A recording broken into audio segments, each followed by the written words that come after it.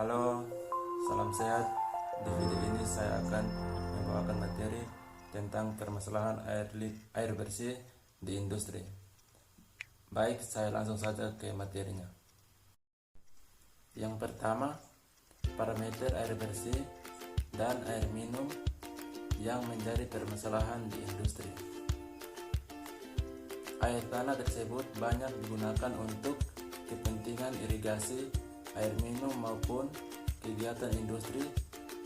Air tanah banyak dimanfaatkan oleh masyarakat disebabkan oleh beberapa faktor.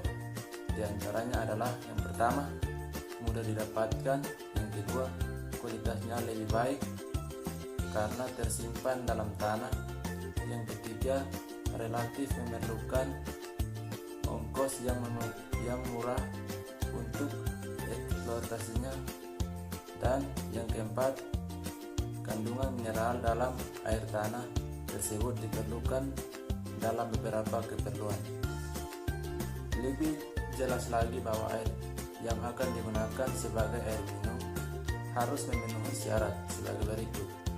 Yang pertama, harus jernih, transparan dan tidak berwarna. Yang kedua, tidak tercemar oleh bahan organik dan bahan anorganik. Yang ketiga, tidak berbau, tidak berasa, kesan anak ketika diminum. Yang keempat, mengandung mineral yang cukup sesuai dengan standar. Yang kelima, bebas kuman dan dalam batas yang aman. Yang kedua, dampak parameter yang tidak memenuhi syarat terhadap kesehatan masyarakat. Kegiatan pembuangan yang semakin meningkat mengandung risiko untuk menimbulkan pencemaran atau kerusakan lingkungan hidup sehingga fungsi ekosistem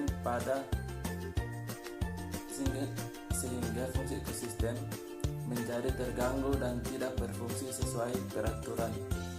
Hal ini berpengaruh terhadap keberadaan sumber daya air yang semakin menurun kualitasnya. Sebaik akibat pencemaran air dari kegiatan membuang limbah cair tersebut ke sungai atau sumber air, air sebagai komponen sumber daya alam yang sangat viral, maka harus dipergunakan sebesar-besarnya untuk kemakmuran rakyat sesuai dengan yang tercantum pada pasal 33 Undang-Undang Dasar 1945 Amandemen.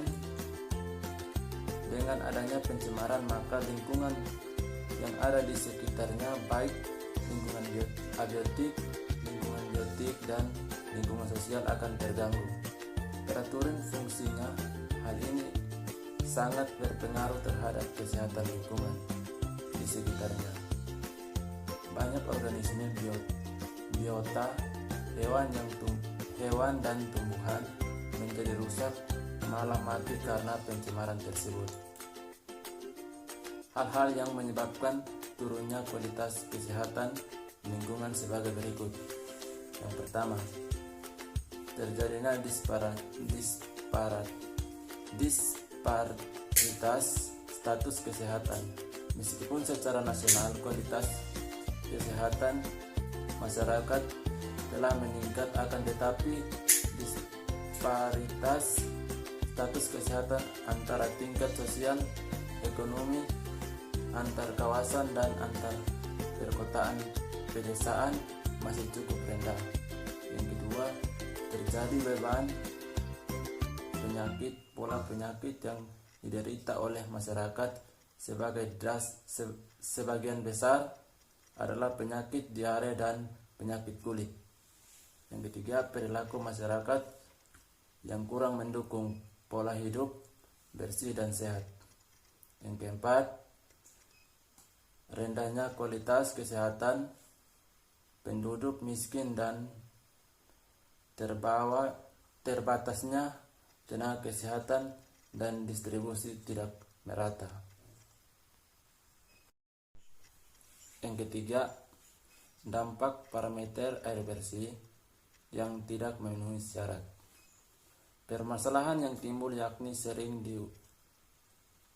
dijumpai bahwa kualitas air tanah maupun air sungai yang digunakan masyarakat kurang memenuhi syarat sebagai air minum yang sehat. Bahkan di beberapa tempat bahkan tidak layak untuk diminum. Air yang layak diminum mempunyai standar persyaratan tertentu, yakni persyaratan fisik, kimiawi, dan bakteriologis. Dan syarat tersebut merupakan satu kesatuan. Jadi jika ada satu saja parameter yang tidak memenuhi syarat, maka air tersebut tidak layak untuk diminum. Pemakaian air minum yang tidak memenuhi standar kualitas tersebut dapat menimbulkan gangguan kesehatan baik secara langsung dan cepat maupun tidak secara langsung.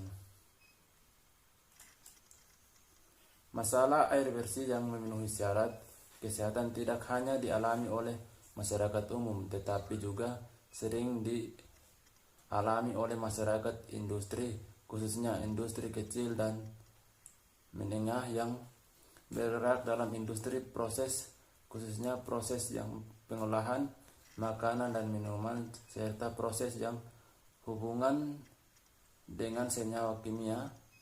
Masalah air bersih yang kurang memenuhi syarat tersebut sangat berpengaruh terhadap kualitas produk. Sebagai contoh, di dalam industri makanan minuman, jika air yang digunakan kurang baik, maka produk yang dihasilkan kurang baik. Apalagi jika air yang dipergunakan tidak steril, maka produk yang dihasilkan dapat terkontaminasi oleh mikroorganisme patogen yang mana dapat membahayakan konsumen. Yang keempat, sekaligus yang terakhir, saran permasalahan air bersih. Untuk mencegah masalah air bersih di industri, diperlukan peran aktif dari pemerintah, sektor swasta, dan masyarakat umum. Yang pertama, menetapkan hukum yang tegas terhadap pelanggaran yang dilakukan oleh sektor swasta maupun masyarakat sekitar. Yang kedua, teknologi dalam penyediaan sanitasi dan air bersih perlu dikembangkan. Yang ketiga, diperlukan pengkajian terhadap PDAM baik dari segi tugas, proses kerja maupun tanggung jawab kelembagaan. Yang keempat, sosial intensif kepada masyarakat pun mengambil peran yang sangat penting. Yang kelima, menanamkan gagasan pentingnya air bersih sejak dini. Yang keenam, melakukan pertolongan alternatif dengan sedekah air bersih. Sekian dan terima kasih. Semoga materi yang saya bawakan ini dapat bermanfaat bagi kita semua. Salam.